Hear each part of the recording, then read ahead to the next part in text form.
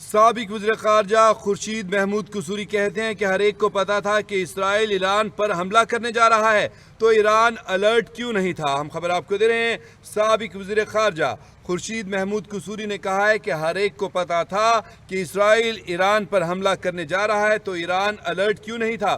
Capital T V سے خصوصی گفتگو کرتے ہوئے سابق وزیر خارجہ خورشید محمود قصوری نے کہا کہ ایران غلط فہمی میں تھا کہ اسرائیل حملہ نہیں کرے گا، کیونکہ امریکہ سے مذاکرات چل رہے ہیں۔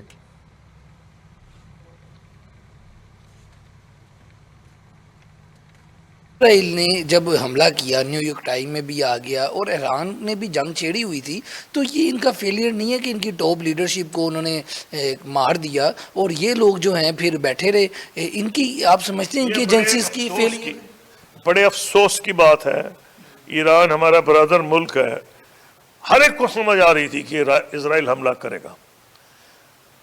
نیو یارک ٹائمز کی سٹوری آ گئی تھی، پریزیڈنٹ ٹرمپ نے نان اسینشل جو ڈپلومیٹک پرسنل کے فیملیز کو کہا تھا نکل جاؤ۔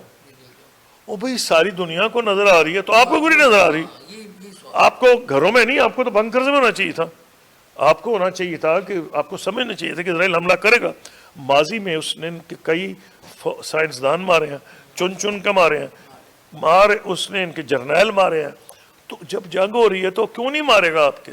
اس پہ مجھے افسوس کا اظہار کرنا پڑتا ہے۔ یہ تو آنے والے دنوں پتہ چلے گا۔